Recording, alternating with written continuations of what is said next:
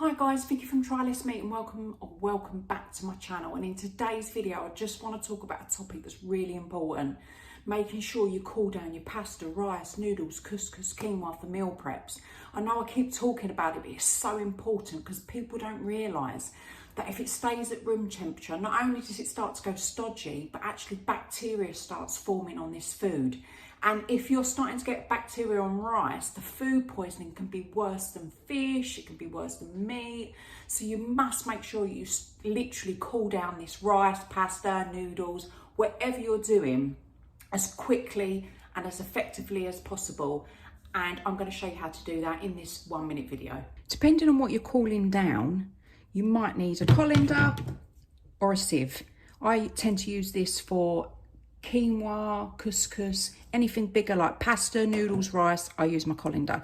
This pasta has just been cooked, that's boiling water. I'm going to put that in here. It's not rocket science. This pasta, rice, noodles, couscous, whatever you're doing needs to be cooled down literally within 1 minute. So you need to put freezing cold water on this and keep going until it is ice cold. So we've cooled it down, 2-3 minutes, pasta into a pot. This is now ice cold. The principle's the same, whether it's pasta, rice, noodles, couscous. Get that temperature as cool as possible.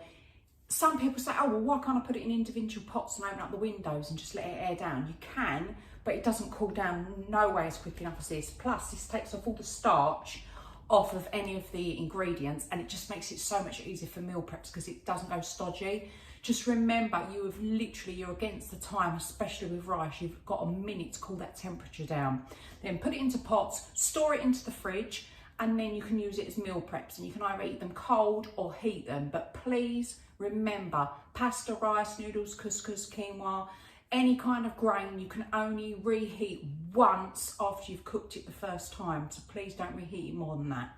For any more hints, tips and ideas on all things less meat and eco, click that subscribe button for future notifications.